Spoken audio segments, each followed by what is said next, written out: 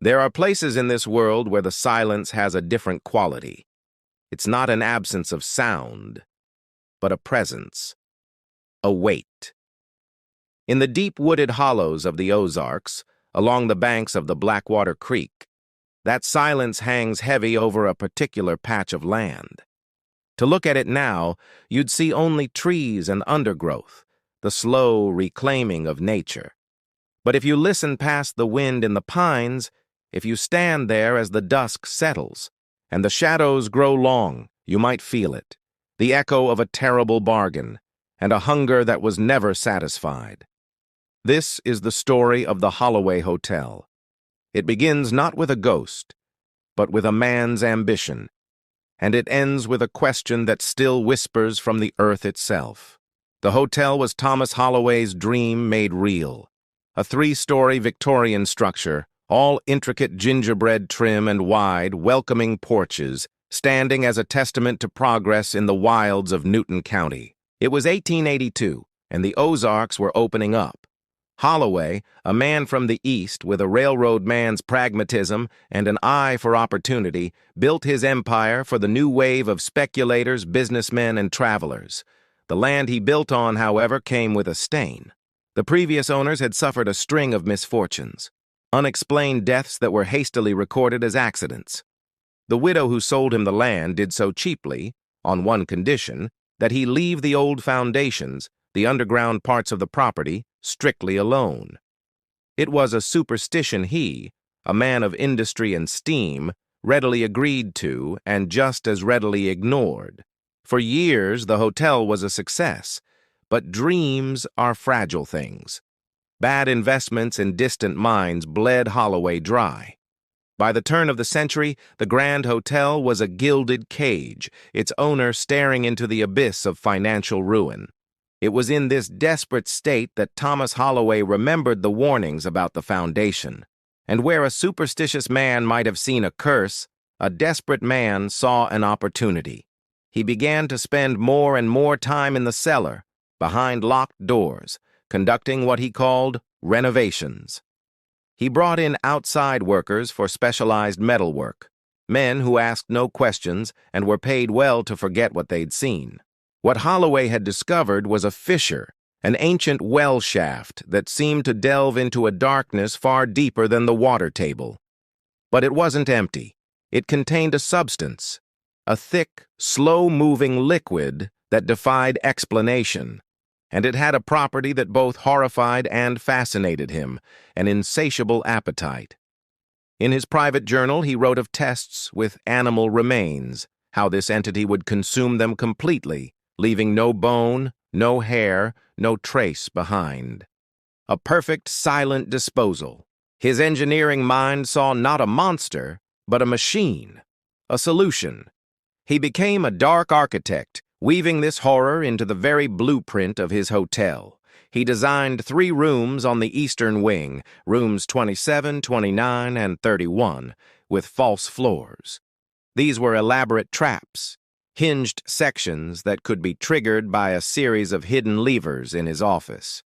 A guest would retire for the night, and with a quiet shift of a mechanism, the floor would become a chute, delivering them into the waiting darkness below.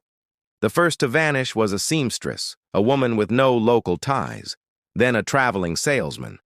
Holloway was calm, plausible. They had left early, they had moved on. The valuables they left behind, he would quietly sell them, a slow trickle of blood money that kept his creditors at bay. But the hotel itself began to change. Chambermaids complained of a constant low scratching that seemed to come from within the walls, not from mice, but from something larger, something persistent. They spoke of a strange, metallic odor that would linger in those 3 rooms after a guest had supposedly departed. The staff grew nervous. The local deputy, a man named Lionel Hayes, began to take notice. He saw a pattern where others saw coincidence. But Holloway was a respected man, and the Ozarks held their secrets close. Official inquiries went nowhere, blocked by influence and a reluctance to believe such grotesque possibilities. The true horror culminated during a savage ice storm in the winter of 1900. The hotel became an isolated refuge for 17 stranded travelers. When the thaw finally came and the roads were clear, the town expected to see them emerge, but only the Holloways remained. Thomas Holloway claimed everyone had left at first light, but no one saw them go. No tracks led away from the hotel in the fresh snow.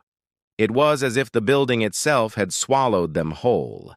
Deputy Hayes was certain of foul play, but without bodies, without any evidence at all, his hands were tied. The community was gripped by a silent, terrified understanding. They knew, without being able to prove it, that something unspeakable had happened. Not long after, a fire, a suspiciously convenient fire, raged through the eastern wing of the hotel.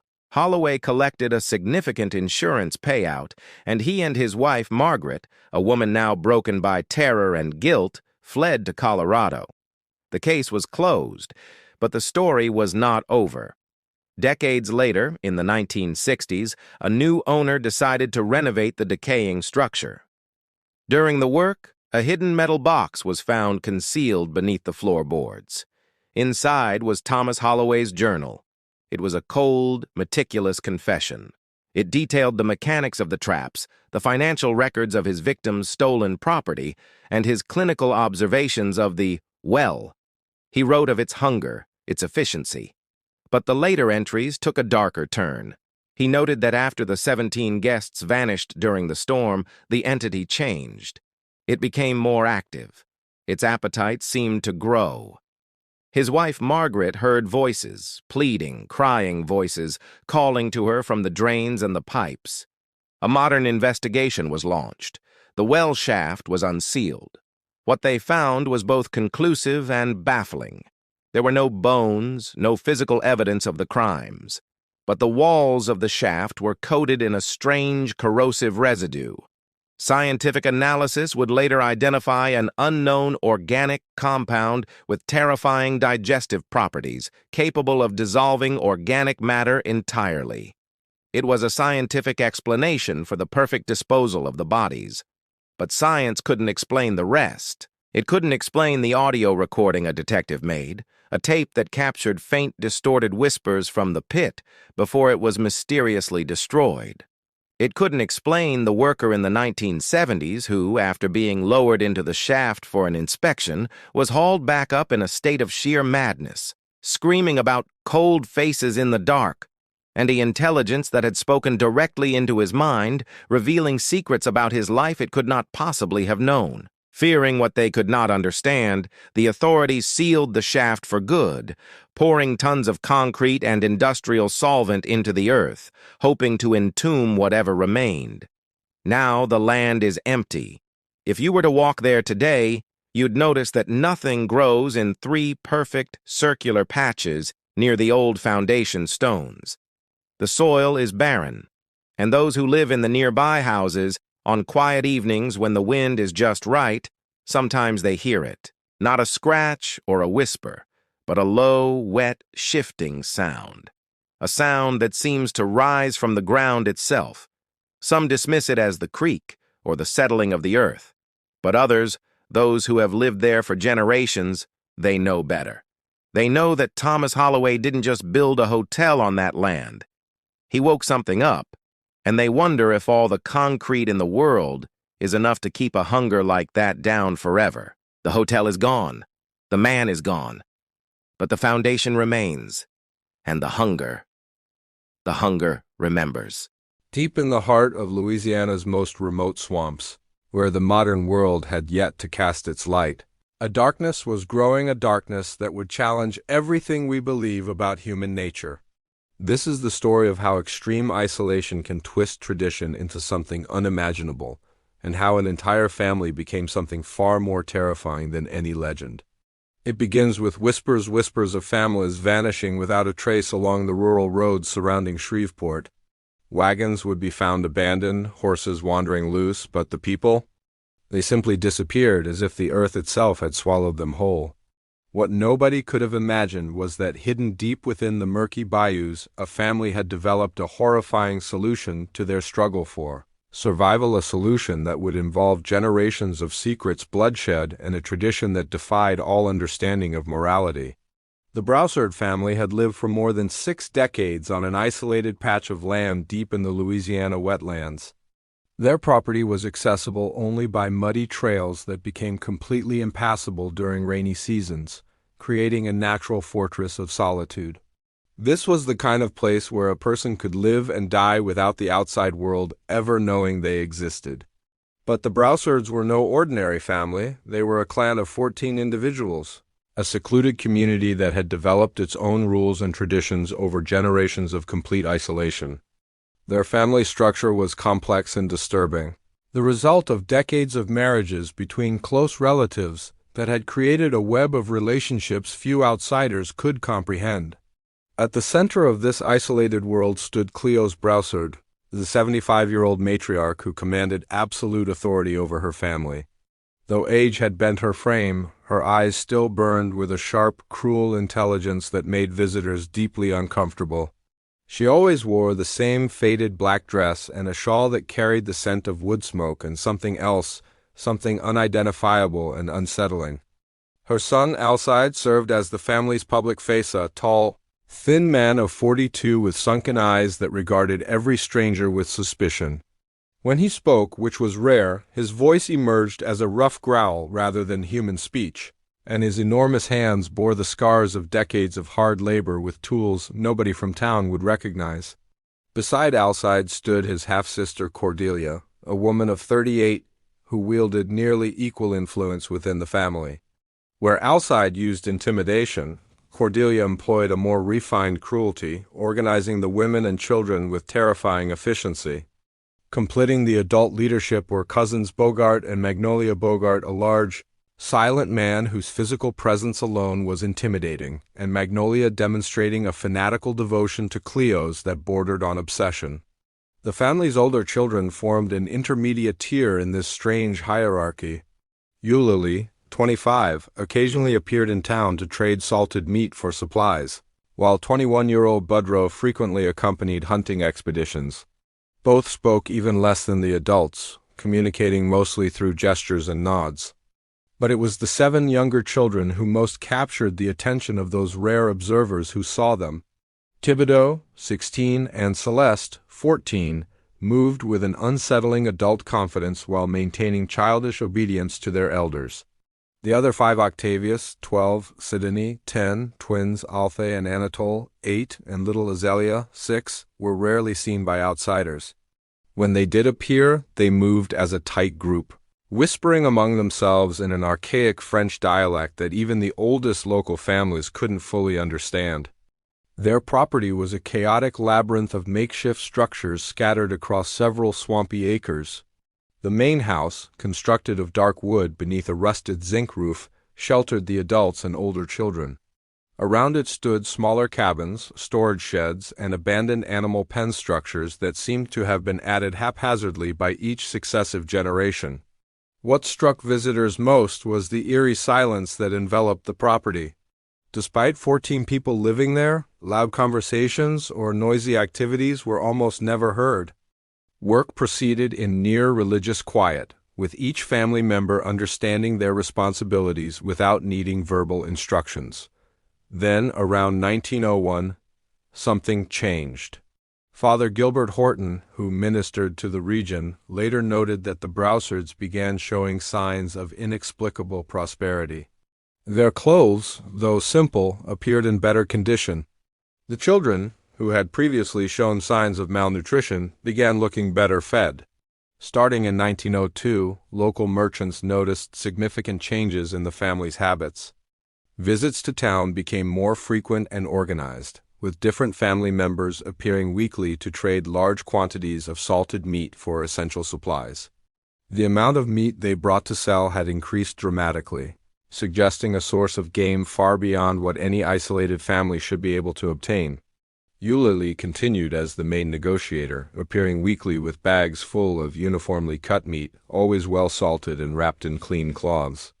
But now she was often accompanied by Magnolia or older adolescents carrying additional meat and animal hides. The local merchant who most frequently dealt with the family began questioning the origin of such quantities. When he asked about the source, he received the same terse response: swamp game. But as someone who had grown up in the region and knew all the local wildlife, he noticed this meat had peculiar characteristics: lighter than venison, more tender than wild boar, with a distinctive odor that persisted even after salting, a smell that left him feeling vaguely nauseated. The behavior of the Browsard children had also transformed since 1902 during town visits. They demonstrated military-like discipline, never straying from formation or their supervising adults. But there was something new in their eyes, a deep satisfaction that hadn't been there before. When one of them approached the merchant's counter where dried meat was displayed, they would smell it with intense concentration, like animals identifying prey. Only now there was a subtle difference. They seemed to be comparing this meat to something they knew intimately, and they always appeared disappointed with what they found. Father Horton had tried repeatedly to visit the Browsard family to offer religious services, but all his attempts were met with polite but firm refusals by Alcide, who would appear at the property entrance to block any approach. During these brief encounters, the priest noticed constant movement in the shadows behind Alcide figures slipping between sheds and cabins, watching the conversation from a distance. It was as if the entire family remained on perpetual alert, ready to hide or flee at the slightest sign of danger. During one visit, the priest managed to count at least 12 different people observing from afar. The Browsard family structure was so complex that even they seemed unclear about their relationships. Generations of marriages between siblings, cousins, and even parents and children had created a kinship network where traditional distinctions had become meaningless. Alcide was simultaneously father, uncle, and cousin to several children, while Cordelia was sister, aunt, and mother to different family members. This prolonged inbreeding had resulted in children with subtle but noticeable deformities, facial asymmetries, dental problems, speech difficulties, and more worryingly, visibly diminished mental capacities. The children demonstrated absolute obedience to the adults, particularly to Cleo's, who exercised near-hypnotic control over all younger members. During winter months, when roads became impassable, the Browsard family virtually disappeared from public view, with 14 people to feed and no obvious income source beyond meat sales. These periods of complete isolation raised questions about how they survived so well. It was during these times that the strangest rumors circulated among local strange lights seen in the distance toward the property, inexplicable smells carried on the night wind, and sounds that didn't seem entirely human echoing through the swamps. Hunters reported seeing figures moving in groups through dense vegetation, always at a distance, always disappearing before they could be clearly identified. The family had developed a highly organized work system where each member had specific responsibilities based on age and ability. Adults handled the heaviest work and major decisions, adolescents served as assistants and messengers, and younger children performed simple but essential tasks. But there was something fundamentally disturbing about this organization. It wasn't the normal structure of a working rural family, but something more resembling a military operation or criminal organization where each member knew their role without needing explanation. From 1902 onward, observant witnesses noticed the family had developed specific schedules for different activities. There were periods when the entire property fell completely silent, as if all residents had vanished. These quiet spells were always followed by days of intense activity with constant movement between sheds and smoke rising from multiple chimneys simultaneously. The first family to disappear was the Morrisons in March 1902. James Morrison, his wife Sarah, and their 3 small children were traveling from Shreveport to a small agricultural community where James had found work at a sawmill. They departed on a Monday morning with a wagon loaded with their belongings and provisions for the 2-day journey. The wagon was found 3 days later by lumberjacks, abandoned in a clearing about 5 kilometers from the Browsard property. The horses had been released and wandered the area, still harnessed but visibly nervous and frightened. Inside the wagon, all the family's possessions remained untouched: clothing, tools, even the emergency money James carried. What most perplexed authorities was the complete absence of struggle, no blood. No signs of violence, not even footprints indicating where the family had gone. It was as if 5 people had simply evaporated, leaving behind only their belongings and 2 terrified horses. Sheriff Augustus Landry, an experienced lawman who had dealt with every kind of crime in the region, was genuinely baffled. In his 20-year career, he had witnessed murders, robberies, kidnappings, but never anything like this. His official notes remarked it was as if the family had been taken by ghosts, an observation that would prove ironically close to the truth. Just 2 weeks later, the Thibodeau family vanished. Pierre Thibodeau, a merchant from New Orleans, was traveling with his wife Marie and their teenage daughter Amélie to visit relatives inland. They too disappeared without trace, their wagon found in identical condition, abandoned but completely intact. The pattern established itself quickly and terrifyingly. During the remainder of 1902, 6 more families disappeared following exactly the same pattern, always families traveling alone on rural roads. Always wagons found abandoned in the same region. Always the total absence of clues about their fate. The local community descended into genuine panic. In 1903, the situation grew even more desperate. 12 families disappeared throughout the year, averaging 1 per month. Fear became palpable throughout the region, with many merchants refusing to travel rural roads, taking enormous detours or canceling trips entirely. It was during this period of growing terror that Father Gilbert Horton began noticing disturbing details about the Broussard family. During his pastoral visits through the region, he observed that the number of people visible on the property seemed to vary inexplicably. Sometimes he saw numerous figures moving between structures. Other times, the property appeared almost deserted. Even more disturbing was the children's behavior when they occasionally appeared in the village. They moved as a unified group under rigorous adult supervision, demonstrating discipline far beyond normal for children their age as if trained for specific public behaviors, hiding their true nature behind a carefully constructed facade. In his personal notes, the priest recorded, "The Broussard family continues to intrigue and disturb me. During my last attempted visit, I observed at least 12 different people moving about the property, including several children who demonstrate a vitality they previously lacked. The physical resemblance among them remains disturbing, but now there's something more a satisfaction, almost a joy that didn't exist before." The priest also noted the children's completely transformed relationship with food, particularly meat. When they came to town, they approached the local butcher shop with a confidence he described as intimate knowledge, no longer curiosity, but something suggesting deep personal experience. The local merchant reported several incidents that left him deeply uncomfortable. The Broussard children now smelled meat with expert precision, and when they thought nobody was watching, some made comments in French that sounded like technical evaluations of quality and preparation, even if the exact words weren't fully understood. During 1904, the disappearances continued with terrifying regularity. 10 more families vanished, always following the same method. The local population began organizing into travel groups. Nobody risked traveling alone anymore, and many rural roads became practically abandoned. It was during this year that the priest noticed a disturbing correlation. Whenever a family disappeared, the Broussard property became completely silent for 2 or 3 days, as if all residents had vanished. Even more worrying was the children's behavior during these post-disappearance visits. They seemed more animated, more alert, as if well-fed after fasting. Some demonstrated almost manic energy, contrasting sharply with their normal lethargy. During the first half of 1905, 6 more families disappeared, maintaining the terrifying established pattern. By this time, the region around Shreveport was in total panic. Entire families abandoned rural properties to move into the city, and commerce between communities had practically ceased. Father Gilbert Horton, observing the pattern of disappearances and the Broussard family's increasingly suspicious behavior, decided the time had come for deeper investigation.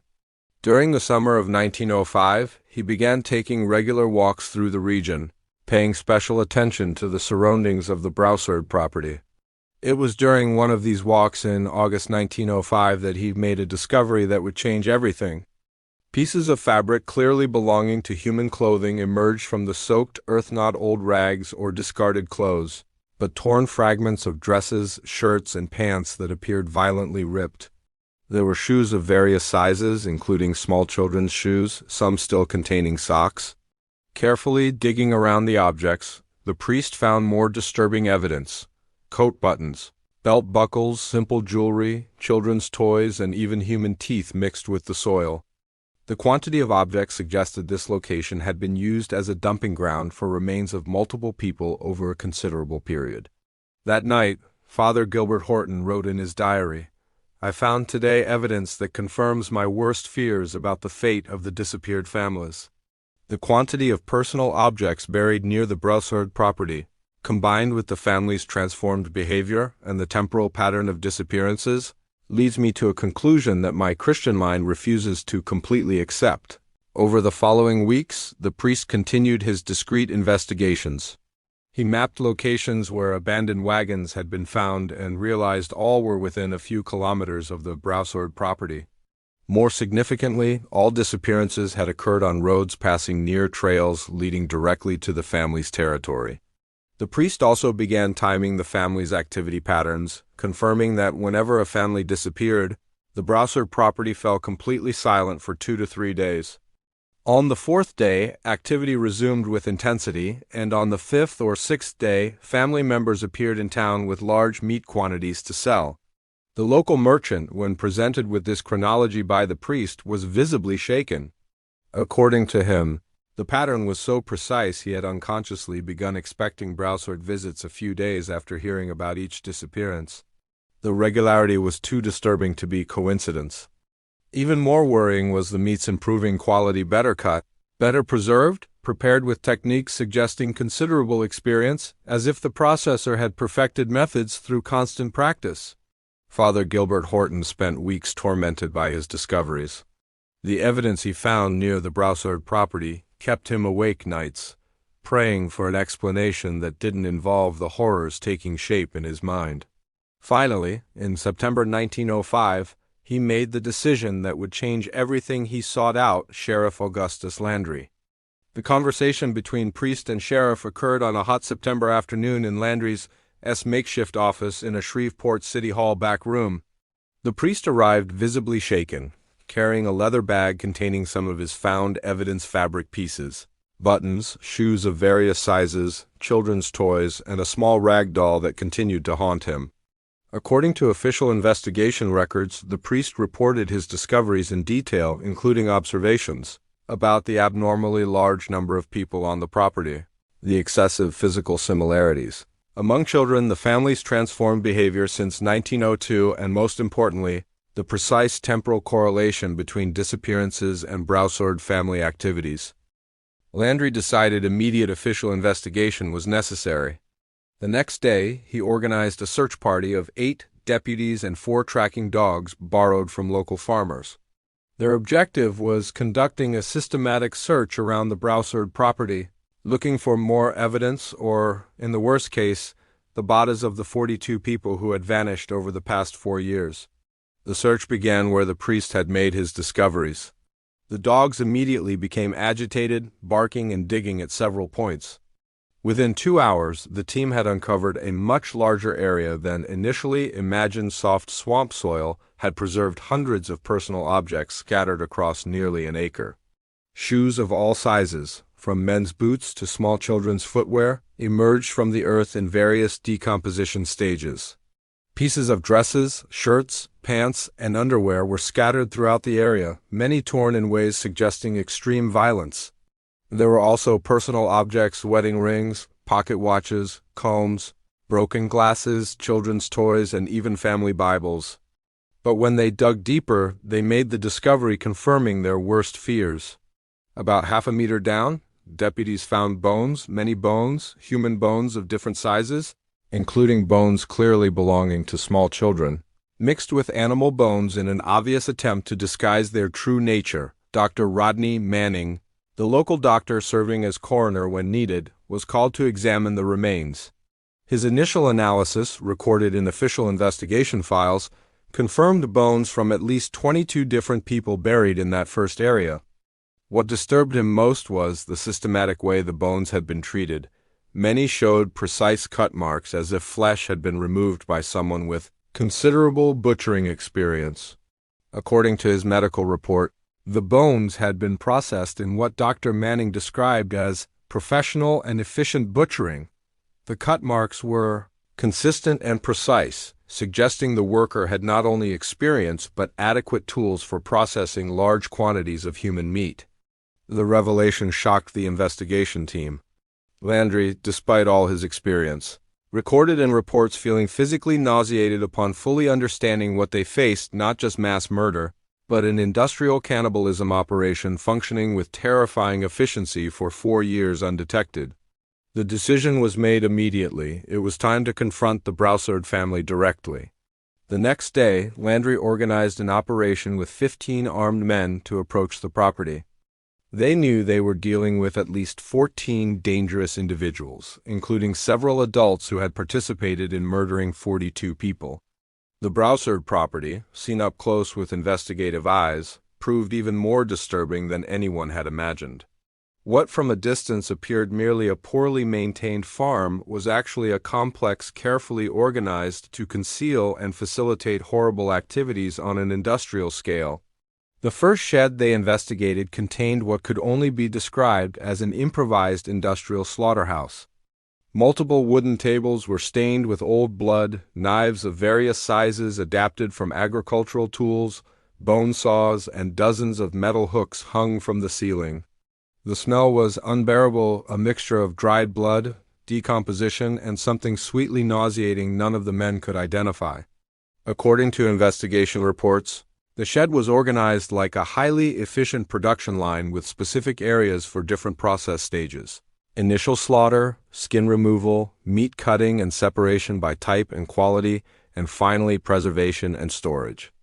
Clearly, the operation had been refined over years of constant practice. A second shed contained preservation equipment on an impressive scale, over 50 wooden barrels full of salt, extensive shelves for drying meat, and even a sophisticated smoking area. The amount of equipment suggested the family processed far more meat than they could consume, confirming suspicions they sold significant portions as legitimate game meat. A third shed revealed something even more shocking: a storage area organized like a commercial warehouse. Shelves were categorized by meat type, victim age, and preparation method. Improvised French labels identified different products, with a rotation system ensuring older meat was used first. But the most shocking discovery came at the property's Herrera series of 6 large pits dug into soft swamp soil contained a grotesque mixture of human and animal bones. The pits were systematically organized, with the oldest completely filled and new ones being dug as needed. Dr. Manning estimated these pits contained the remains of the other 20 disappeared people. The organization suggested the family had operated their cannibalism system with industrial efficiency, processing an average of over 10 people annually during the past 4 years. The police operation had arrived at a crucial moment. As officers approached the main house, they heard agitated voices speaking in the archaic French dialect characterizing the family. Frantic movement occurred between sheds and cabins, as if the entire family was trying to hide evidence or prepare coordinated escape. Landry positioned his men around the entire property before announcing himself. He knew he faced 14 people who had participated in murdering and processing 42 victims, and intended to give them no opportunity to escape or organize resistance. According to official records, when the sheriff identified himself and ordered everyone out, the response was total chaos. Figures ran in all directions, voices shouted in French, and it became clear the family had prepared swamp escape routes. Deputies intercepted some, but others disappeared into dense vegetation with the efficiency of those knowing every trail and hiding place. When confusion finally settled, officers had captured only part of the family: Cleos, the elderly matriarch, Cordelia, and 5 younger children: Octavius, Sidonie, twins Alpha and Anatole, and little Azalea. 7 family members had escaped into the swamps outside: Eulalie, Budrow, Bogart, Magnolia, Thibodeau, and Celeste. The property's complete investigation revealed even more disturbing evidence. Beyond the improvised slaughterhouses and bone pits, investigators found personal objects clearly belonging to disappeared families, organized as trophies. An entire cabin was dedicated to storing victim clothing, jewelry, tools, and toys, some being used by the Brousards as their own. Even more shocking was discovering detailed records kept by Cleos, written in archaic French notebooks documented each family attacked over 4 years, including victim numbers, meat quality, obtained specific preparation methods and evaluations of which family members provided the best Mita Macabre library of cannibal recipes refined with scientific precision. In the main house, investigators found evidence the children had been systematically trained to participate in all family activities. Children's drawings depicted hunting and meat processing scenes that were clearly human, toys made from worked human bones, and even an improvised manual teaching children to identify different human meat types. Dr. Manning concluded in his final property investigation report that the Brousard family had operated the most organized and efficient cannibalism system ever documented. The scale involved 14 people working in perfect coordination to process over 10 victims annually, allowing them to operate as a genuine human meat industry. The arrest of Cleos Brousard, Cordelia, and the 5 children marked the investigation's most disturbing phase beginning. Sheriff Landry had prepared jail rooms for interrogations, but nothing in his experience prepared him for revelations from such a complex, systematized family operation. Cleos, despite her 75 years, demonstrated lucidity and coldness that chilled blood. According to interrogation records, she sat with an expression mixing contempt and strange superiority, as if officers were children asking foolish questions about matters they couldn't comprehend. Her initial statements immediately revealed the distorted mentality developed over generations. According to Cleos, they had done nothing wrong, simply perfected ancestral traditions to meet a large family's needs. She expressed genuine confusion about why their actions were considered criminal, repeatedly comparing them to butcher and farmer work. Cordelia, 38, demonstrated fanatical loyalty to her mother and family traditions. During interrogations, she confirmed all Cleos' details, but with even more disturbing coldness and technical pride in their developed methods. According to official records, Cordelia discussed murders and human meat processing with the same naturalness and precision a chef would discuss complex recipes. Dr. Rodney Manning, called to examine the 5 captured children, made discoveries confirming worse suspicions about family environment effects. The children Octavius, 12, Sedney, 10, twins Alpha and Anatole, 8, and Azelia, 6, showed clear signs of generational inbreeding, foot deformities, asymmetrical jaws, irregular dentition, and evident cognitive development delays.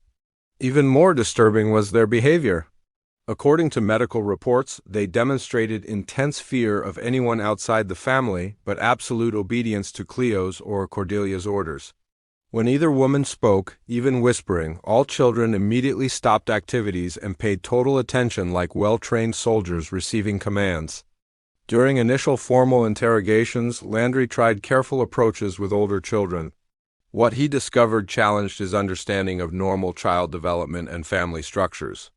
When questioned about kinship, Octavius identified Alcide as his father, Cordelia as mother, but also referred to Cleos as grandmother-mother and Magnolia as aunt-sister.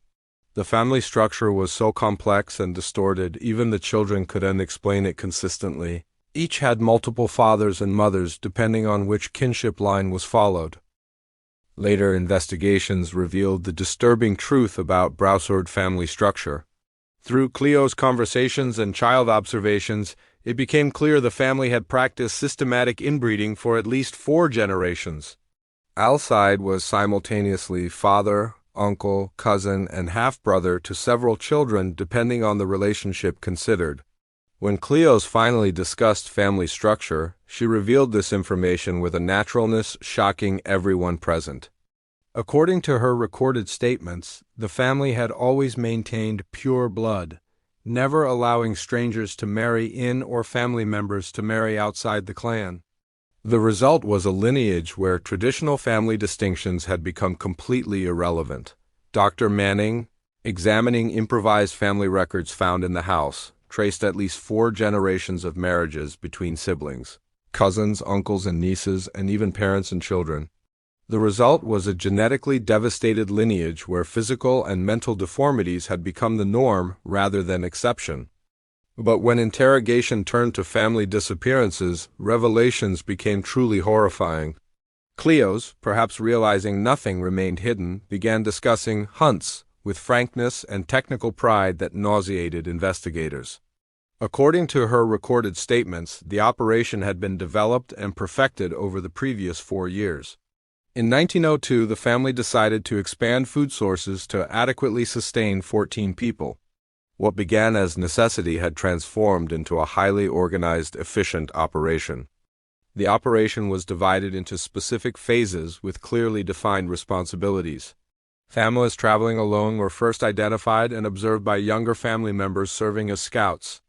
Thibodeau and Celeste specialized in approaching traveling families pretending to be lost or needy children. When a suitable family was located, preferably with several children, who according to Cleos provided more tender meat, Alcide, Bogart, and older children approached offering help, directions, or rural hospitality. The approach process was carefully planned to inspire total confidence. The Broussards presented themselves as a hospitable rural family offering water for horses, food for children, or friendly conversation to break travel monotony.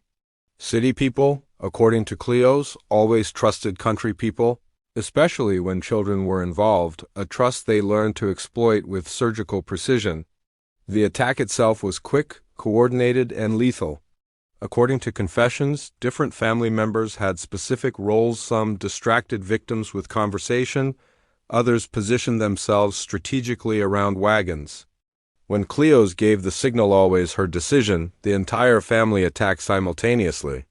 Victims were killed quickly, usually with precise head blows using heavy hammers to avoid screams and unnecessary suffering. Cleos emphasized they weren't sadistic, just practical. Quick death was an efficiency matter, and in her distorted mind, even compassionate. The transportation and processing process revealed the operation's impressive organization level. Bodies were loaded in covered wagons the family maintained specifically for this purpose, while victim wagons were abandoned in strategic locations to confuse authorities. All processing occurred in the sheds investigators discovered, each family member having specific responsibilities based on age and skill. Younger children helped with simple cleaning tasks. Adolescents assisted with cutting and separation. Adults handled more technical, heavier work.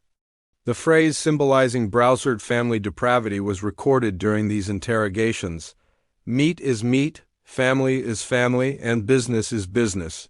According to Cleos, they had transformed survival necessity into an efficient commercial operation sustaining the entire family.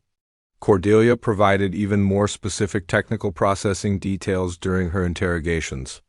According to her statements, the family developed specific methods for different meat types, adults processed one way, children another, different body parts having specific uses and values. It was a macabre science developed and refined through years of constant practice. The preservation and distribution system was equally organized and commercial. Some meat was consumed fresh by the family, some salted and stored for later consumption, and a significant portion, approximately half of each harvest, was prepared specifically for town sale. Cordelia explained they learned to season and prepare human meat, so it was not only indistinguishable from game meat when sold to local merchants, but actually superior in flavor and texture. According to her statements, they developed preparation techniques making human meat more flavorful than any animal meat. The children, questioned separately, confirmed adult accounts with a naturalness perhaps even more disturbing than adult coldness.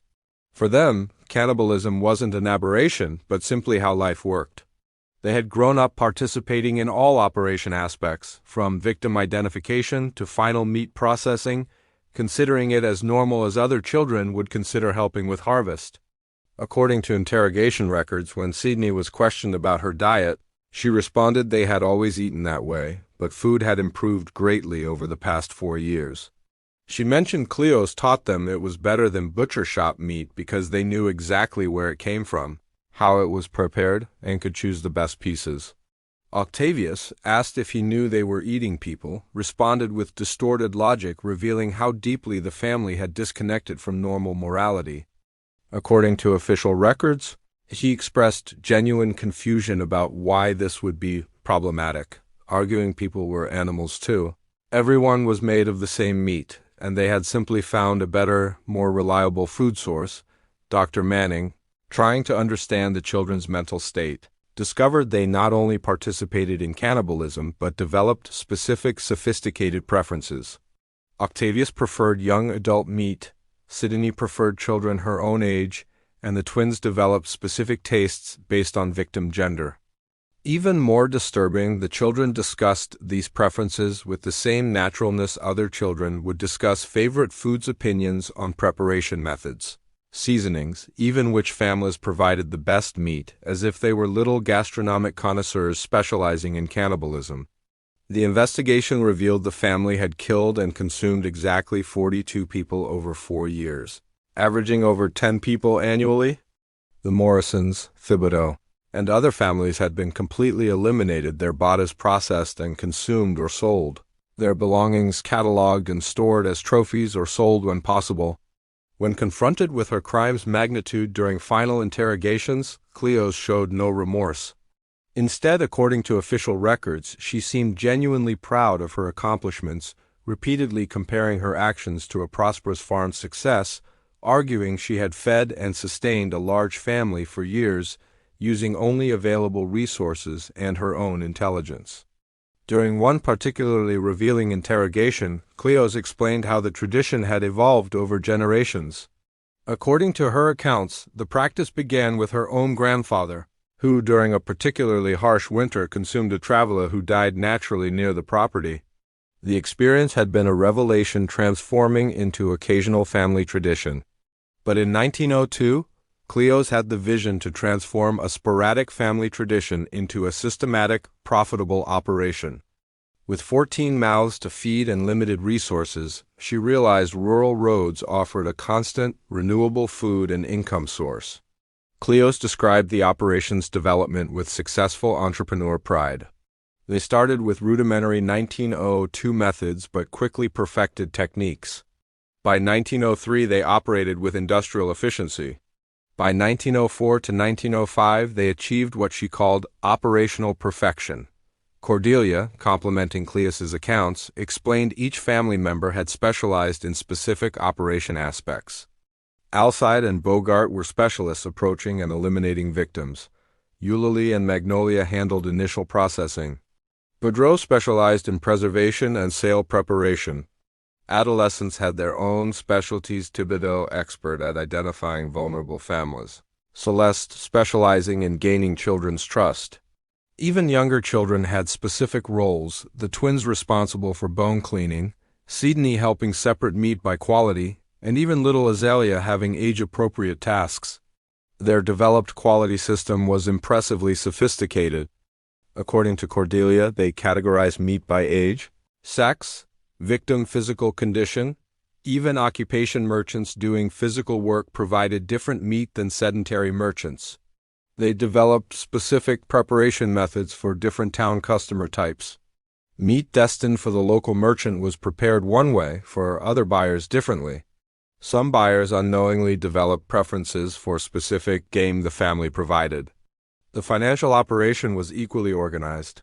According to statements, they generated sufficient income not only to buy essential supplies but gradually improve facilities and equipment.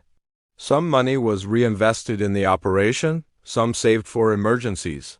Cleos revealed they had planned operation expansion. According to her plans, they eventually intended operating in multiple regions, possibly establishing family operation branches in other isolated Louisiana areas. It was entrepreneurial vision applied to mass cannibalism. During final interrogations, it became clear the family didn't see their actions as crimes, but as an innovative, efficient lifestyle. They had created a sustainable system meeting all their needs: food, income, even entertainment, as according to several statements, they genuinely enjoyed their work. The complete absence of remorse or even understanding they had done something wrong was the most disturbing interrogation aspect. For the Broussard family, they had simply found an intelligent solution to isolated rural life challenges. The fact this solution involved murdering and consuming 42 people was irrelevant to them. The Broussard family trial became one of Louisiana judicial history's most disturbing, complex cases. The improvised Shreveport courthouse was packed with curious onlookers, journalists nationwide, and victim relatives, all trying to understand how an entire family had transformed into an industrial cannibal killer organization. Cleos Broussard, as matriarch and confessed operation leader, became the trial's main focus. At 75, she sat in the defendant's dock with the same cold superiority demonstrated during interrogations. According to court records, when the judge read charges 42 premeditated murders, systematic cannibalism, evidence destruction, criminal organization operations, she listened with boredom as if discussing trivial business matters. Cordelia, tried as principal accomplice and technical operation organizer, demonstrated the same coldness as her mother, but with additional arrogance disturbing observers further. During her testimony, according to court transcripts, she not only confirmed all crime details but corrected the prosecutor when he incorrectly described human meat, processing technical aspects as if giving a butchering lesson. The prosecutor, an experienced man dealing with the region's worst crimes, later admitted in interviews he had never faced a case disturbing him so much. According to his statements, it wasn't just the crime's nature or even their industrial scale, but the complete absence of remorse or even understanding they had done something wrong, like judging completely different species people operating under a totally alien moral system. During her testimony, Cleos maintained the same posture demonstrated in interrogations. According to trial transcripts, she confirmed all murder and cannibalism details, but always with an attitude of someone explaining successful business to people unable to understand her genius. She even expressed frustration with the court's ignorance about basic survival and operational efficiency matters. Official records show she repeatedly justified her actions as necessary, intelligent for a large family's survival under difficult conditions. According to her testimony, city people with butcher shop and store access couldn't understand what feeding 14 people in complete isolation meant. She and her family, according to her words, had found an innovative, efficient solution to this problem. When the judge asked if she felt remorse for the 42 murdered people, including 16 children, her response chilled everyone's blood. According to official transcripts, she questioned why she should feel remorse for feeding her family and generating honest income, comparing her actions to farmers killing cattle and arguing both followed the same survival and business logic. The 5 captured Broussard children presented an extremely complex legal, moral dilemma, clearly victims of an extremely dysfunctional family environment. They had also actively participated in crimes for years. Dr. Rodney Manning, after months of detailed observation, concluded they suffered severe psychological, cognitive damage resulting from both inbreeding and systematic conditioning since birth. In his official court report, Dr. Manning wrote the children had been molded since birth to see cannibalism as normal, necessary, even desirable. They lacked the moral development necessary to understand their act's nature, being simultaneously perpetrators and victims of a deeply distorted family system functioning as a conditioning machine for generations. The court decided the children would be sent to different religious orphanages in New Orleans, Baton Rouge, and other distant cities, attempting correction through intensive moral religious education. The process would be long, uncertain, as nobody knew if reversing years of such extreme, systematic psychological conditioning was possible. Octavius and Sidney, the 2 oldest children, demonstrated some capacity learning new behaviors but continued having profound difficulties understanding why their old practices were considered wrong. According to orphanage reports, they frequently asked when they could return home and resume family work. The twins, Alpha and Anatole, presented greater adaptation difficulties, demonstrating aggressive behaviors when forced eating only animal meat. According to medical records, they even tried biting other orphans during meals, explaining they were truly hungry and orphanage food didn't feed properly. Little Azalea, only 6, showed the greatest adaptation capacity, possibly because she had been less exposed to family activities' more extreme aspects. After years of intensive education, she managed developing some understanding of normal social behaviors. Cleos Broussard was sentenced to death by hanging, executed December 1905 on a cold, rainy morning. According to witnesses present, she maintained her cold superiority until the end. Her last words, officially recorded, were a somber prediction that others would understand and adopt her methods when true necessity came to their families. Cordelia received life imprisonment, but died in prison just 2 years later in 1907 from a lung infection. According to guard reports, until the end she refused eating any meat that wasn't human, preferring consuming only bread and vegetables. She died malnourished but maintaining her convictions and pride in her work. Meanwhile, the search for the 7 escaped family members Alcide, Eulalie, Boudreau, Bogart, Magnolia, Thibodeau, and Celeste continued for months. The Louisiana swamps offered countless hiding places, and the family knew the terrain better than any pursuer. Occasionally, hunters reported seeing figures moving in the swamp's most remote areas, but could never get close enough to confirm if they were the fugitive Broussards. In March 1906, 6 months after the escape, lumberjacks found an improvised fire's remains on a small swamp island. Around the fire were bones Dr. Manning identified as human. Analysis suggested at least 3 people had been killed and consumed there, but there was insufficient evidence determining if victims were strangers captured by the fugitives or family members themselves. Dr. Manning speculated in his reports that isolation and lack of other food sources could have led the fugitives turning on each other. Cannibalism, once normalized and systematized, could easily expand, including any available meat source, even family members when other options were exhausted. During summer 1906, fishermen reported skeletal figures moving through swamps, always at a distance, always disappearing when approached. Descriptions varied, but all mentioned visibly malnourished people wearing rags and moving ways, suggesting extreme desperation and possibly internal violence. The last confirmed evidence of the fugitive Broussard's presence came August 1906 when a fisherman found torn, bloodied clothes on a remote riverbank. The clothes were identified as belonging to Eulalie and Magnolia, but no bodies were found.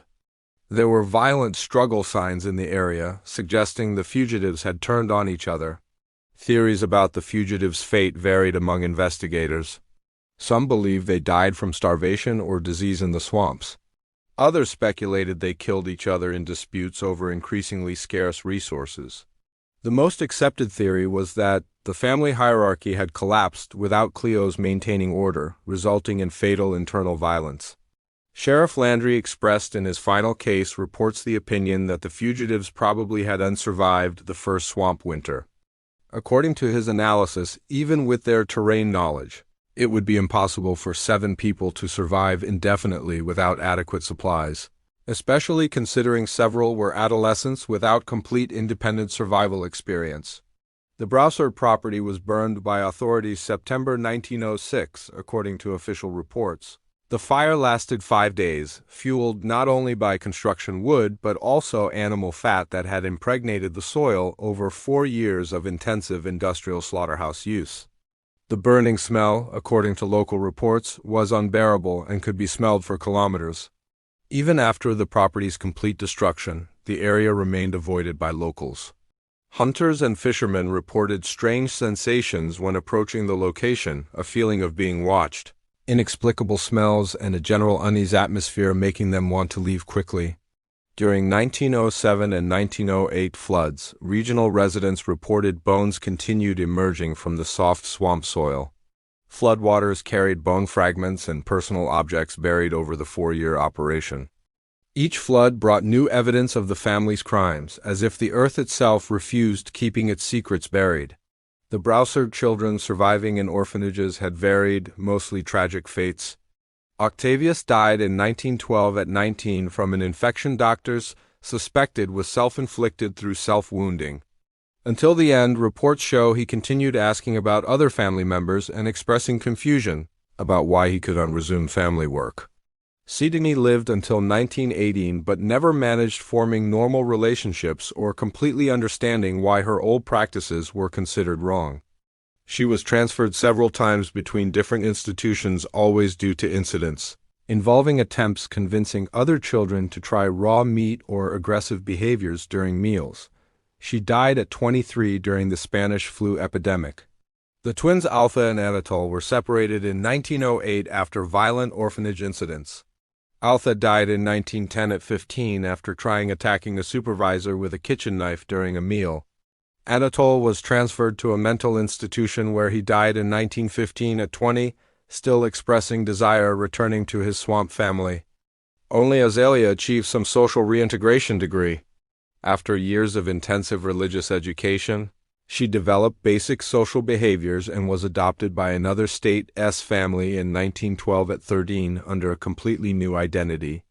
According to later records, she lived a relatively normal life, married, had children, but never spoke about her childhood with anyone, taking her secrets to the grave when she died in 1954 at 55.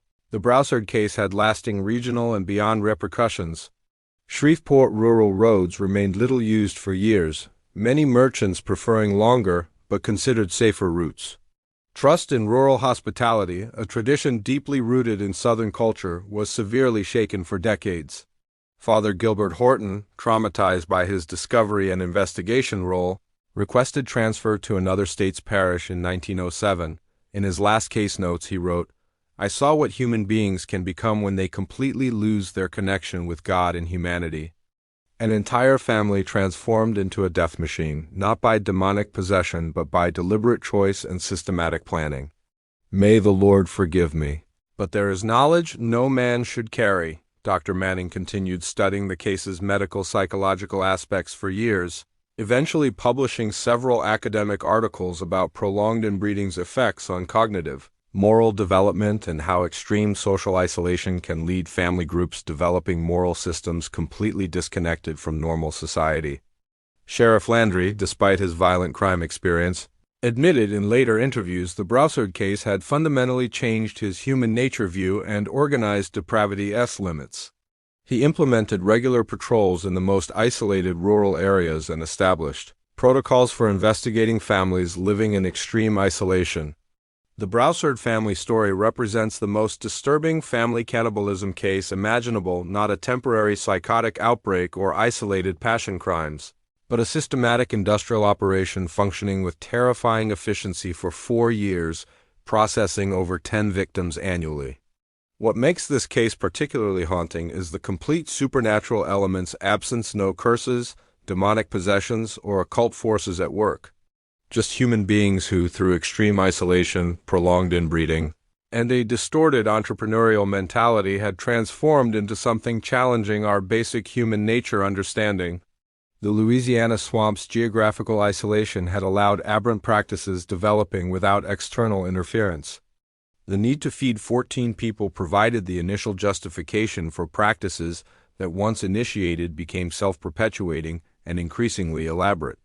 What began as survival necessity transformed into an efficient commercial operation in just 4 years.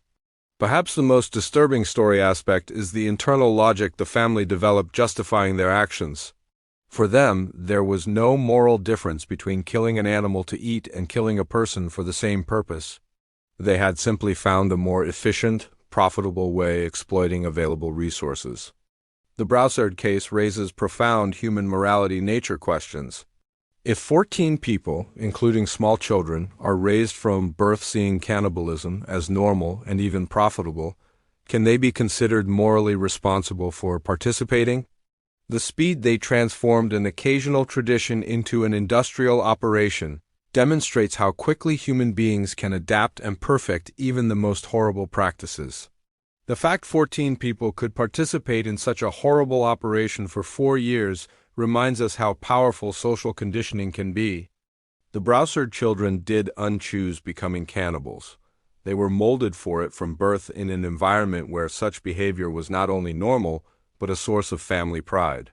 In Louisiana's silent swamps, where cypress trees still whisper ancient secrets to the wind, the Broussard family story remains a somber reminder that true monsters do come from fairy tales or horror movies. They come from ourselves when we lose our shared humanity connection and allow isolation, necessity, and efficiency transforming us into something unrecognizable. The most frightening Browsard family truth isn't their uniqueness, but that under the right circumstances, any isolated family could develop similar systems. The civilization and organized barbarism difference may be much smaller than we'd like admitting.